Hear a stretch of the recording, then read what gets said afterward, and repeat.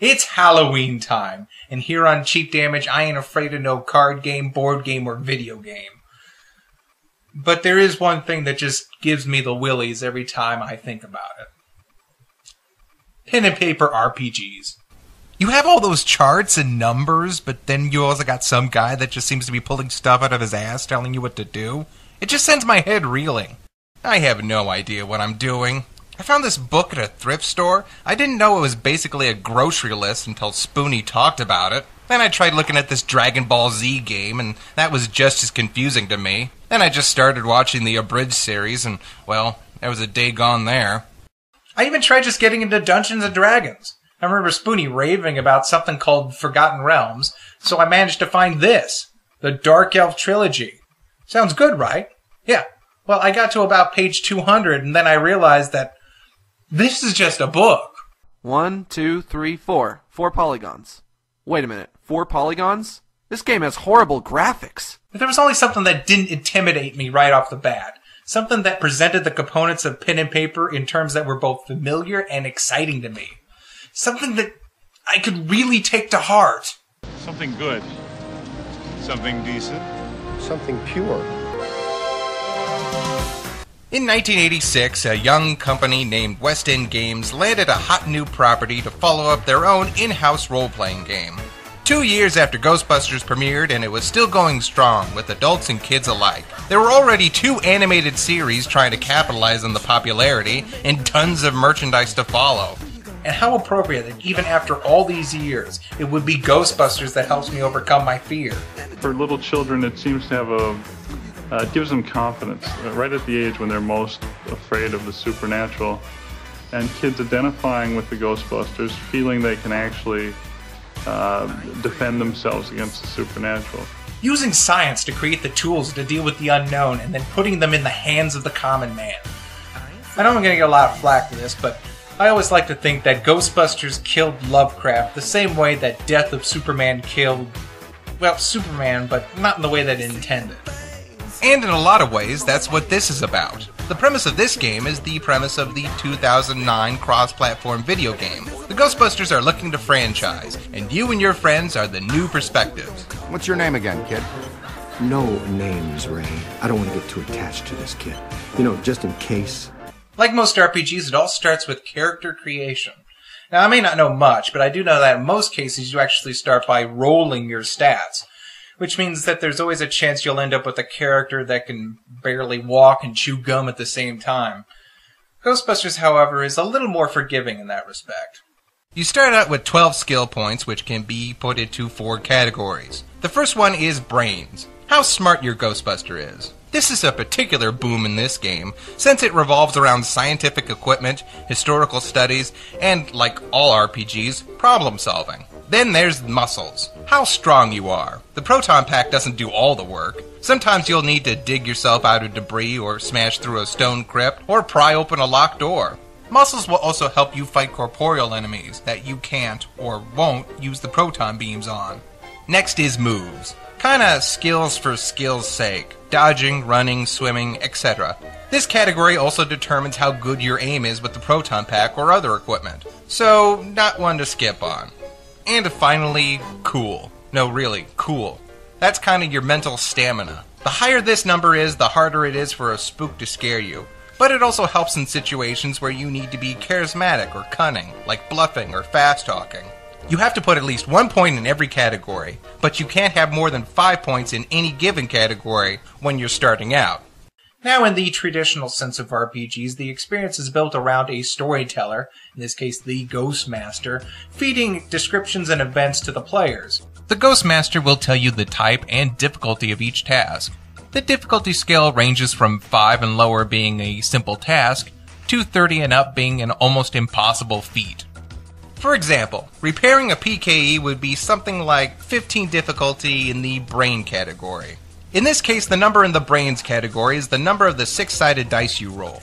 As you can see, this would be no problem for Egon with an intelligence of 7, but at the same time impossible for Venkman, who only has 2 dice rolls, which means the best he could hope for is a 12. But while we're on the subject, let's talk about talents. These are special areas of expertise. When you are creating a character, you choose one talent per trait from a list, and you receive a 3 dice bonus when you attempt a task that somehow relates to that.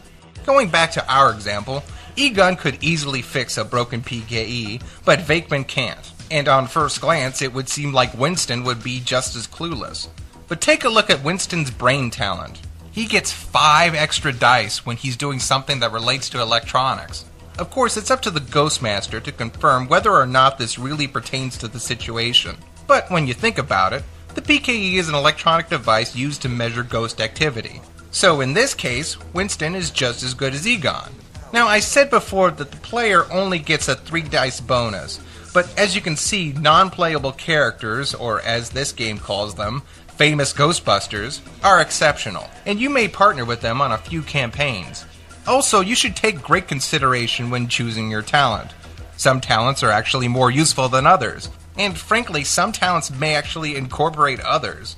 And if you want a talent you don't see, you can always ask the Ghostmaster if you can have it. But it has to be reasonable. You can't have ghost busting as a talent, although Fire Weapon is one of the best move talents anyone can pick. Now, there is one last thing I have to mention when it comes to dice rolls, and that is the ghost die.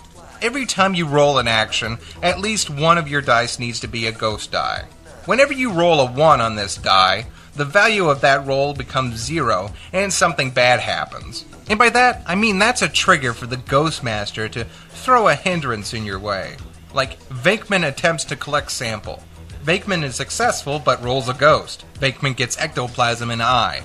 Here's one example the book uses. Let's say Ray wants to climb a tree to get a better scan of an old abandoned locked up house. The difficulty of this is 10 in muscles. Ray has 3 dice rolls on that trait, and he makes it up with a score of 12.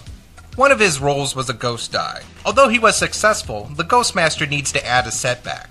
The book says that one of the branches snapped on the way up, and now the difficulty of getting down is 15. So rather than risk it, he calls for the others to find a ladder. That's what happens when you get a ghost die on a successful move. It's just something slightly bad that happens. But when you fail an action and get a ghost die, well, then something really bad happens. I'm fuzzy on the whole good-bad thing. What do you mean bad? Let's go back to our example. For some reason, Egon is fixing the PKE and he rolls straight 1s and a ghost die. There's a terrible feedback, causing a huge electric flash. Egon suffers from electric shock and is temporarily blinded, so he's out of commission for 2 weeks. Right, that's bad. Okay. All right, important safety tip. And it's right here that I can see the clear advantage of the D20 system. It has special dice that can be used for all sorts of specific needs and measurements, like the 20-sided die, the 12-sided die, and the initially baffling 4-sided die. What are you? None of your sides are pointing up. You get different numbers on each of them and they're all going in different directions. You should not be. Although they are more common, it can start to be a chore rolling about 7 dice per action. But with modern computing comes the Ghostbuster Roller, a simple random number generator program that simulates rolling up to 10 dice, which should do fine for those starting out with the game. Look, it even tells you if you rolled a ghost. Now let's talk about Brownie Points. How to describe them? Remember how in some video games when you use special attacks it depletes your health? Well, I hope you're a fan of those.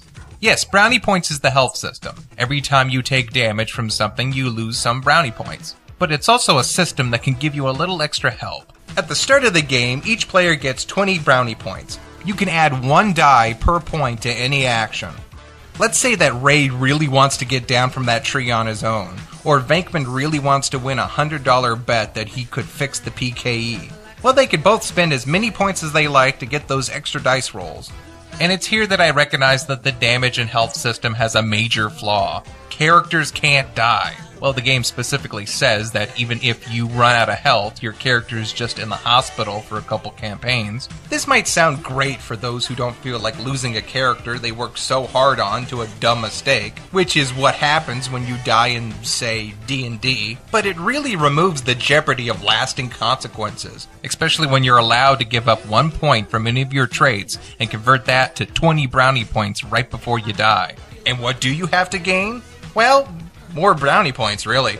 Depending on the outcome of a campaign or investigation, the Ghostmaster will reward you with points if you do a good job, but if you completely botch the mission by, let's say, letting the ghost get away, completely destroying the vicinity in the process, and accidentally tackling a nun, all the Ghostmaster can do is replenish half the brownie points you used during the mission. But if you collect enough points, you can trade 30 of them in to add 1+ dice roll to any of your trades. That's the game's version of leveling up. So in conclusion, brownie points are like MP, HP, and experience all rolled into one, which can either be a good thing or it can be a bad thing. You can also earn extra brownie points each mission by fulfilling your goals. Like a talent, during character creation, you could choose one of 5 goals, like wealth. As a Ghostbuster, you do need to pay the bills, and there is a standard list of fees at the beginning of the manual. But you just seem to enjoy collecting that nice juicy paycheck after a job well done a little more than the rest of us. You have other goals like science, fame, and sex. You know, well, actually I don't think they could have guessed that the franchise would have been so big with kids. But still, this was written just as the cartoon premiered, and this game actually encourages you to have a string of lovers. Okay, but if there's any girls there, I want to do them! One last thing involving stats, though. A Ghostbuster can hold up to 3 pieces of equipment without being hindered. Rule of thumb says that 2 of these items should always be a proton pack and an empty ghost trap. But there are tons of other equipment, such as ghost detection, spiritual reference guides, environment equipment, and even safety precautions. Your character can carry as many items as their muscle, but if the number of the items is over 4, then the only action they can do is walk. Luckily, you can store as much equipment in the Ecto-1 as you like, so you can actually have all the equipment on site. You can even get yourself a cellular phone. That's right, a phone that sits right in your car. Make a call wherever you can fit 2 tons of metal. Only $300 a month. Now, if you were to drop a Ghostbuster into D&D, the Proton Pack would be considered a ranged weapon, and so naturally the whole game revolves around that mechanic. If a ghost is 10 feet or less away from you, this is considered point-blank range, and the difficulty of that is only 5. Difficulty goes up the further away the ghost is, with a normal shot being around 30 with a difficulty of 15, and a long-distance shot being around 50 feet and a difficulty of 20. Now, ghosts have a thing called ectopresence. It's the thing that allows them to interact and even manipulate the mortal plane, and it also serves as their health points. Every time you hit a ghost with the proton beam, its ectopresence goes down. How far it goes down depends on the range and the roll. Usually, 1 shot equals 1 point of damage. But if you get double what you needed to land the shot, then the ghost's HP goes down by 2. If it's triple, it goes down by 3, and so on. By the way, this is why one of the best things you can choose for your move talent is Fire Weapon. Remember how I said you should be frugal with your points? Well, I suppose if you wanted to, you can just take a big old brownie dump and try to supercharge your attack. Could work to your advantage, in theory. We could really bust some heads. In a spiritual sense, of course. Once a ghost's ectopresence is 0, then you can guide him into the trap. Unfortunately, the rules say that you need at least 2 Ghostbusters to wrangle a ghost into a trap, which I think is bull crap. The Ghostbusters caught ghosts all the time solo. Heck, sometimes they didn't even use proton beams. Finally, let's talk worst case scenario. If 2 or more Ghostbusters are going full stream on some ugly Mother Hubbard, there's always a chance that they could cross the streams. And if that happens, well, it's pretty much mission over. But in order for that to happen, all parties need to fail the attempt to hit the ghost, and all have to roll a ghost die. At that point, it's up to the Ghostmaster to decide whether or not this results in a total protonic reversal. Of course, I don't see why the book phrases it this way. Apparently only good things happen when you cross the streams. It's also the Ghostmaster's job to control the ghosts, Durhey. But here's where I get a sinking suspicion that things get wonky. But first, let's go over the different classes of ghosts. You see, ghosts also have powers and goals, but a ghost class may determine what it can or might do. For example, Class 1. These are underdeveloped forms, often manifesting themselves as vapors, lights, or even sounds. But in most cases, these are really banal, having no higher goals aside from existing. That's right, a ghost class may also determine its goals, or how it acts in the game. The most common classes the game will throw at you are classes 4, 5, 6, and 7. Class 4s are ghosts of humans with goals that relate to something in life, most often daily routines, unfinished work, or even how they died. and the class of ghosts may not specifically relate to how powerful they are. The librarian's goal is to keep the library quiet, and it becomes hostile towards any newcomers. The Scolari brothers are out for revenge for being sent to the electric chair. Not that they didn't deserve it. They are malevolent and have a much higher power than the librarian. Vigo is the ghost of an ancient Carpathian sorcerer, and as such has gathered enough knowledge and means in life to access a tremendous amount of psychic energy. But he's still just a Class 4. You'd recognize a Class 5 if you saw it. Slimer's one. Class 5s are not ghosts of humans necessarily, but rather the manifestation of emotionally charged, most often traumatic events. And you could think of them as congealed psychic energy. Class 5 ghosts are often guided by base emotions. Slimer is a manifestation of gluttony, and will not attack in most cases unless encroached upon. But as you can see in the movie and TV series, Class 5s can also be dangerous, especially if they were born out of aggression. Class 6s are the ghosts of animals. So basically, they act like animals. I imagine they would be aggressive, confused, loving, or even scared. One scenario in the book is getting rid of a ghost of a dog who's jealous of his master's new pet. And finally, Class 7s. These are incredibly powerful, most often malevolent spirits.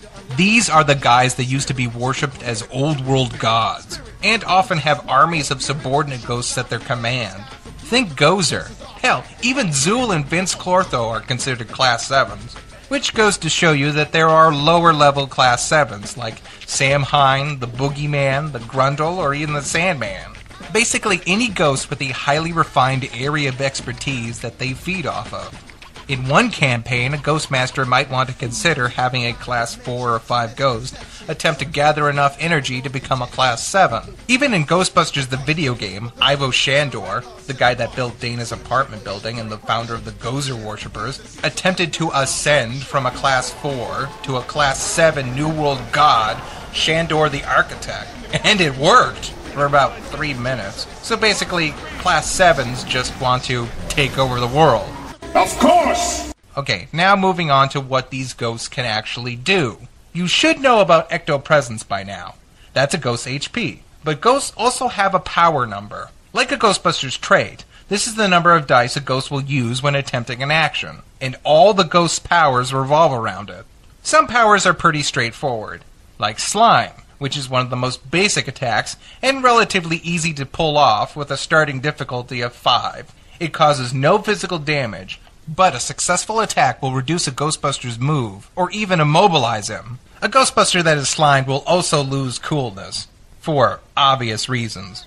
Another basic attack is Materialize. The ghost takes on a physical, or destructor form, that can actually interact with the material plane. Kind of like how Gozer converted all of her, its, spiritual energy into physical, by becoming the Stay Puft Marshmallow Man. At that point, a ghost's power becomes equal to its moves and muscles for a short period of time. Then there are attacks that pit a ghost's power against a Ghostbuster-specific trait, like Terrorize. This is another simple attack. Basically, it attempts to make a Ghostbuster faint. To Terrorize, you roll a ghost's power against the Ghostbuster's coolness. Oh, and by the way, this attack targets everyone within eyesight of the ghost. So it has the potential for a TPK, or Total Party Kill.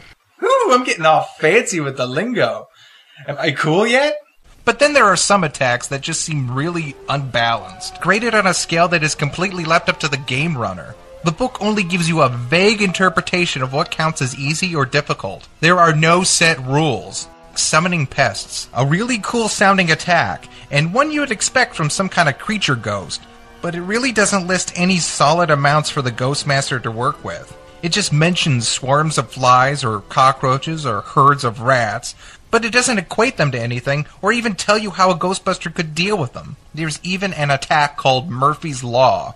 For those who don't know, Murphy's Law is basically the idea that anything that can go wrong will go wrong. I guess it's the ghost's ability to cause misfortune or bad luck. You can have a Ghostbuster lose his pants, make an elevator stop, blow up a gas tank, or even cause a proton pack to malfunction. Could they have left a blanker check? Oh, and of course, most of the time, ghosts will try to run away and hide when confronted with a Ghostbuster, or if they're losing. But is there any solid way of determining if a ghost gets away that is not completely left up to the discretion of the Ghostmaster? No.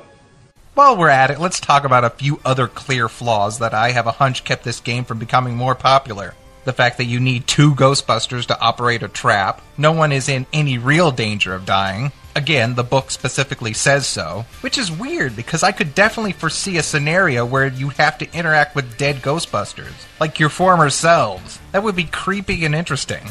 But speaking of which, a few of these scenarios are a little... well... The follow-up expansion was Hot Rod of the Gods, featuring interdimensional alien greasers with technologically advanced hot rods. Sounds familiar? It's actually surprising how many of these storylines have actually been used elsewhere. One scenario features a ghost with an insanely powerful ectopresence, but all he wants to do is finish his life's work of putting on an amazing Broadway show. That's actually one of the stories in the Ghostbuster manga. Then there's one that features a rival company of ghost catchers. Aside from the real-life example, one of the most recent story arcs of IDW's Ghostbusters series features just that. Except in the game, it turns out that the ghost catchers are alien crustaceans who want to use the ghosts as a power source. Dude, I think we can do a little better than crab people.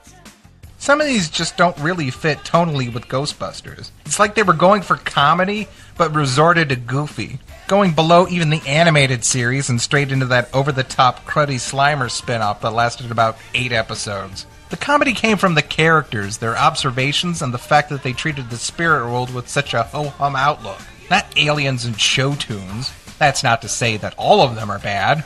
There's one called Pumpkin Patch Panic that's all about adventures on Halloween night. And it even features our old friend Samhain.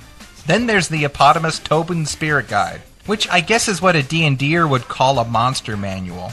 It's just a collection of different ghosts and creatures that you can use in a game, and this game needs it.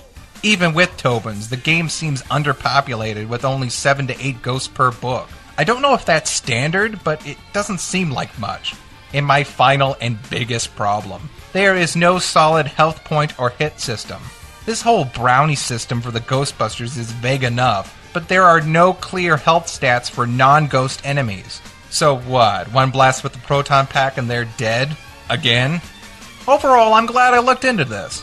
It really helped me visualize the process of pen and paper role-playing in terms I can get excited about. On the other hand, it has exactly everything I was afraid of. A lot of vague explanations that could be easily exploited by a game runner if they were especially dickish. I'm not interested in your opinion. Of course, if you don't believe me, you can just check the game out for yourself. I found a complete player's and game runner's manual, as well as all the expansions on fan websites like Ghostbuster Fans and Ghostbusters International. Oh, don't look at me like that. The books are completely out of print, and West End Publishing died years ago. There's no one around nowadays that even cares. Sheesh, it's just an old, not even that good RPG. Not like I'm grave robbing or anything.